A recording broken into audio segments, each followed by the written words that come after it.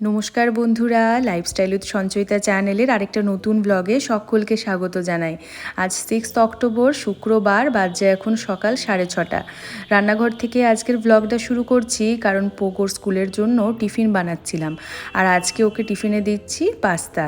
আমি বরাবর পোগোর জন্য এই হুইট আর স্যামোলেনার পাস্তাটা ইউজ করি। এতে কোনো রকম ময়দা ইউজ করা হয় না, কাজে হেলদি ফুডের একটা অপশন হিসেবে বেছে নেওয়া যেতেই পারে। ডিজানোর পাস্তাটা সত্যিই একেবারে ভরসা করা যায়। আর যেহেতু হুইটের পাস্তা, তাই সেদ্ধ হতে অনেকটাই সময় লাগে। সেক্ষেত্রে আমি বরাবর প্রেশার কুকারেই 3-4টা সিটি দিয়ে সিদ্ধ করে নিই। বেরিয়ে গেছি স্কুলের জন্য। অনির্বাণ তো এখন রয়েছে, তাই আমরা দুজনে মিলেই এই কটা দিন ওকে একসঙ্গে স্কুলে পৌঁছাতে যাই। ওরও বেশ ভালো লাগে, মা বাবা একসঙ্গে তাকে স্কুলে পৌঁছাতে যাচ্ছে।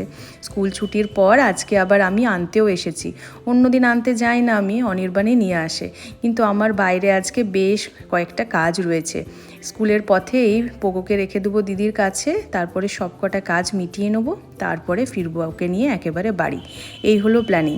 আর পোগোকে যাই বানিয়ে দিই না কেন, অর্ধেকটা টিফিন খায় আর অর্ধেকটা টিফিন বাড়িতে এসে খায়। চলুন, বেরিয়ে পড়েছে স্কুল থেকে, যাচ্ছি এবার দিদির বাড়ি, ওখানেই পোগোকে রেখে দেবো। আমার আজকে কাজ বলতে আছে যাওয়ার পাসপোর্ট অফিসে। গত পরশুদিন আমার পাসপোর্টের জন্য অনলাইন অ্যাপ্লাই করেছিলাম, আজকেই ডেট পেয়ে গেছি। তাই ডকুমেন্ট সমস্ত কিছু নিয়ে বেরিয়ে পড়লাম। কিন্তু ওই সরকারি কাজ তো, কতটা সময় লাগবে না লাগবে তার তো কোনো ঠিক নেই, তাই বউকে নিয়ে যাচ্ছি না। সকাল সকাল সেই বেরিয়েছে কখন স্কুল যাওয়ার জন্য, যাওয়ার সময় বাড়িতে দিদি ঢুকিয়ে দিয়ে তারপর আমি আর অনির্বাণ মিলে যাব পাসপোর্ট অফিসে।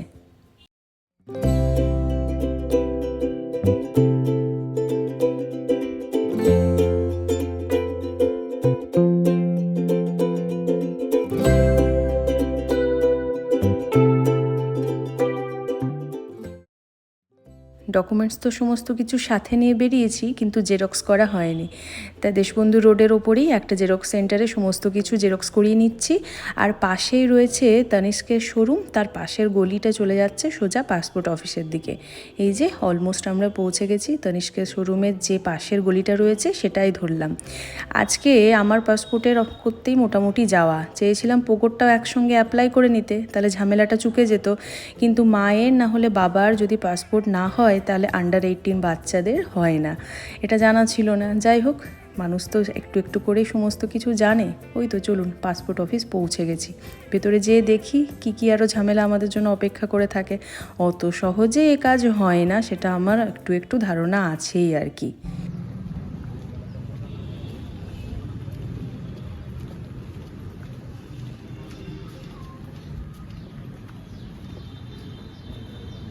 বাড়ি ফিরে চলে এসেছি। দুপুরে অনেকটাই প্রায় হয়ে গেছে। আজকে বানাচ্ছিলাম গোবিন্দভোগ চালের খিচুড়ি। আসলে খিচুড়ি বানানোর বিশেষ কারণ রয়েছে। এমনিতে হাতেও অনেকটা কম সময় রয়েছে লাঞ্চ বানানোর জন্য। তারপর এবছর আমাদের লক্ষ্মী পূজার খিচুড়িটা যে মিস হয়ে গেছে, তখন ছিলাম পুরীতে। তাই অনির্বাণ বলল আজকে একটু ভালো করে জমিয়ে খিচুড়ি বানানো যাক। তো নর্মাল চালের থেকে আমার এই গোবিন্দভোগ চালের খিচুড়িটা বেশি পছন্দের। আর বাড়িতে দেখলাম অনেকটা গোবিন্দভোগ চালও আছে, তাই সবজি টবজি দিয়ে বসিয়ে দিলাম। তবে সেক্ষেত্রে নিরামিষ বানাচ্ছি না, একেবারে মশলা দিয়ে ভুনা খিচুড়ি আর কি। আর খিচুড়ির সঙ্গে যে জিনিসগুলো রাখতেই হয় সেগুলো হলো বেগুন ভাজা আর একেবারে টমেটো, আমসত্ত্ব, খেজুর, কিশমিশ আর তেঁতুল দিয়ে, লঙ্কা দিয়ে ঝাল ঝাল টকটক মিষ্টি মিষ্টি চাটনি বানানো হয়েছে। আর সাথে অবশ্যই রইল অমলেট। এই হলো আজকে আমাদের লাঞ্চ। চলুন, পোগোকে তো খাওয়ানো হয়ে গেছে, আমরা এরপরে খেতে বসি আর কি। তো পাসপোর্টের কথাটা উঠতেই আপনারা মাথায় আসতে পারে যে কি হলো সেটা। না, একদিনে হয়নি, অনেক কিছুই আবার কাজকর্ম রয়েছে পেন্ডিং, সরকারি কাজ যা হয় আর কি। টিভিতে লাগিয়ে দিয়েছি ওয়ার মুভি। চলুন এবার খাবারটা শেষ করি সবাই মিলে আমরা। না, ভয় পেয়ে যেও না। ফিরে এসেছি তো বিচ থেকে, যা হয় প্রচুর মুখে ট্যান পড়েছে। এতটাও ট্যান পড়েনি, লাগিয়েছি একটা face mask, charcoal face mask, ক্যাফাইনের। তো মানে এত বাজে অবস্থা, গতকাল তো ব্লগ করতেই পারিনি, দেখেছো তোমরা। মানে বুধবারে ফিরেছি, আজ শুক্রবার, কালকের দিনটা পুরো ল্যাদ খেয়েছি। আর এর মাঝে কি হয়েছে বলো তো, বুধবার দিন আমরা এসেছি আর রাত্রিবেলাতেই বাবা আবার ট্রিপে বেরিয়েছে। তাহলে মোটামুটি কালকের দিনটা মানে আমরা বিচ্ছিরি রকমভাবে তিনজনেই ল্যাদ খেয়েছি। আর নানা পোগোর স্কুল ছিল, সেটা বলবো না, পোগোকে স্কুল পাঠিয়ে পরে আমরা একদম বিচ্ছিরি রকম ল্যাদ খেয়েছি আর কি। তো যাই হোক, চলো। আর দাঁড়াও, এটা আমি কমপ্লিটলি ক্লিয়ার করে নিই, তারপর তোমাদের সঙ্গে কি কি কিনে এনেছি অবশ্যই সেটা শেয়ার করব। জানি এই রকমভাবে ব্লগটা তোমাদের সামনে তুলে ধরতে তোমাদের একটু অড লাগবে দেখতে, না না এটাভাবে করব না, আগে ধুয়ে নেবো, তারপরে সমস্ত যা কিছু কেনাকাটা করেছি পুরী থেকে তোমাদের সঙ্গে শেয়ার করছি। দাঁড়াও, এটা মোটামুটি 10 মিনিট 15 মিনিট হয়ে যাক, তারপরেই। তো ফাইনালি মুখ ক্লিয়ার করতে হয়ে গিয়ে শ্যাম্পু করা হয়ে গেছে, সন্ধ্যাবেলাতে শ্যাম্পু করেছি। তো চলো তোমাদেরকে দেখাই কি কি কেনা হয়েছে, সেটাই হচ্ছে ইন্টারেস্টিং জিনিস একটা। তো প্রথমে যেটা দিয়ে শুরু করি সেটা হলো এটা। এটা সবচেয়ে ভালো হয়েছে জিনিসটা। এটা হচ্ছে একটা বোমকাই সিল্ক। তোমরা জানো অনেকেই হয়তো যে উড়িষ্যায় বোমকাই শাড়ি ওখান থেকেই তৈরি হয়েছে, এটা ওখানের হ্যান্ডক্রাফট। তো বোমকাই সিল্কও হয়, বোমকাইয়ের কটনের উপরেও হয়। তো আমি সিল্কটাই নিয়েছি। আমার কটনের শাড়ি কেন জানি না মনে হয় যেন মেনটেন করতে বেশি অসুবিধা হয়, তাই বোমকাই সিল্ক নিয়েছি। আর কালারটা ভীষণ ভালো, আমার খুব ইউনিক লেগেছে কালারটা। দেখো, এটা হালকা সবুজের উপরে রয়েছে, আর এই অরেঞ্জ কালারের রয়েছে এটার আঁচলটা, অরেঞ্জ কালারের ব্লাউজ পিসটাও রয়েছে, আর পুরো বর্ডারটা এরকম ট্র্যাডিশনাল যেরকম বোমকাই শাড়ি হয়। আর গোটা গায়ে এই ছোট ছোট বুটিগুলো আছে, এটাকে বুটা বলবো না, এটাকে বুটিই বলবো, বেশ ছোট। আর তোমরা একটা দেখতে পাচ্ছ ডোয়াল টোন রয়েছে। তো এই ছিল শাড়িটা।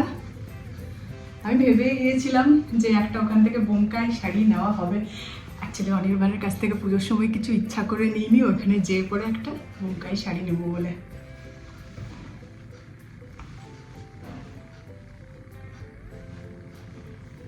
আর নেওয়া হয়েছে একটা খুব সুন্দর জিনিস, দেখো এই ব্যাগটা। অনেকের কাছেই থাকতে পারে জিনিসটা, কিন্তু আমার কাছে ছিল না। পুরোটা বেতের তৈরি, আর স্লিং রয়েছে, এটা একটা স্লিং ব্যাগ। এটা হলো সে আমাদের আগেকার দিনে ব্যাগ থাকতো না টিপটপ একদম চিপে লক করাটা, এমনি এই জিনিসটা। আর 3টে কম্পার্টমেন্ট, 1 2 3। তাহলে এই হলো ব্যাগটা। অবশ্যই একটা নেওয়া হয়েছে বিশাল ভারী কোনারকের চাকা, বিশাল ভারী এটা। আর খুব রিজনেবল প্রাইসে পেয়ে গেছি, এটা আমরা 200 টাকায় পেয়েছি, বেশ ভারী। আমার মনে হয়েছিল নেওয়ার পরে যে বার্গেনিং করলে আরেকটু হয়তো কমে পেতাম, বাট খুব সুন্দর, খুব বড়। এটা ব্যাঙ্গালোরে বাড়িটার জন্য নিয়ে যাচ্ছি। ওখানে এক জায়গায় সাই বাবার মূর্তি ছিল, তো ওনার সাই বাবার মূর্তি নিয়ে চলে গেছেন, ওই জায়গাটা ফাঁকা রয়েছে। কিছু একটু বড় জিনিস ওখানে দরকার ছিল, তো আপাতত এইটাই বড় জিনিস হিসেবে নিয়ে যাওয়া হচ্ছে। বেশ সুন্দর না?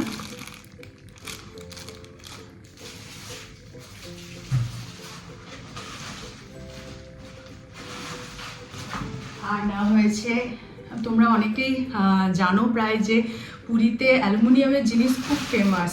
তো আমার বরাবর একটা ওই ফুলের ঝুড়ির প্রচণ্ড ক্রেজ ছিল।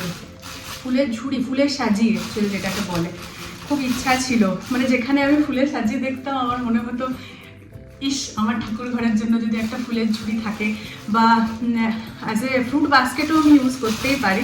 জিনিসটা ভীষণ সুন্দর। দেখো, এটা রয়েছে তার হ্যান্ডেলটা, কি সুন্দর না? দেখো, এই হলো একটা জিনিস। আর মা বলেছিল ডাল রাখার মতো একটা বাটি আনতে, এইটা আমাদের ডাল রাখার সেই বাটি হিসেবে ইউজ হবে।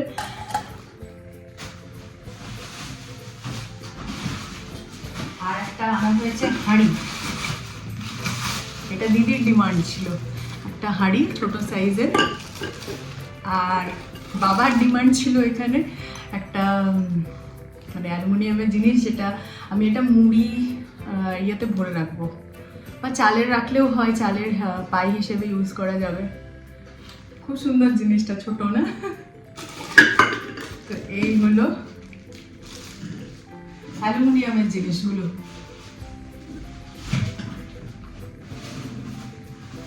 আর খুব ভালো হ্যান্ড ক্রাফটেড ঘর সাজানোর জিনিস ছিল, তো আমি একটা ঘর নিয়েছি।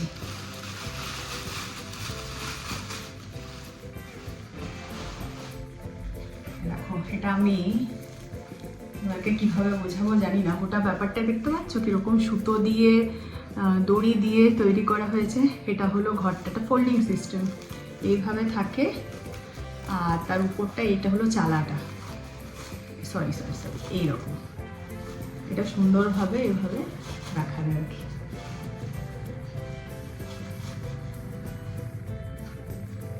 সেট করতে হবে ভালো করে, এক জায়গায় রাখলে আরো ভালো সেট করা যাবে।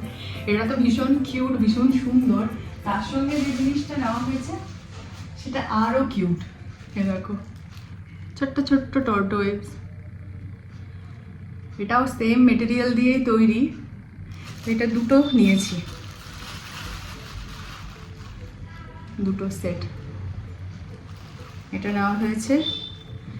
আর অবশ্যই পোগো নিয়েছে একটা পেন, আর পেনটার সাথে একটা পেন স্ট্যান্ডও নিয়েছে, কিন্তু সেটা কোথায় রেখেছে আমি এই মুহূর্তে খুঁজে পাচ্ছি না।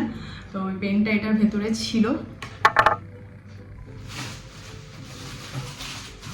আর ছোটোখাটো কয়েকটা জিনিস, সেগুলো তোমার মনে পড়ছে যতদূর, তোমাদেরকে আগে একবার দেখিয়েছি।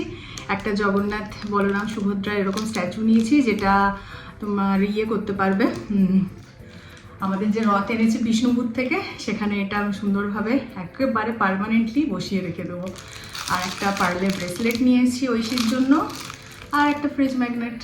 এই হলো শপিং।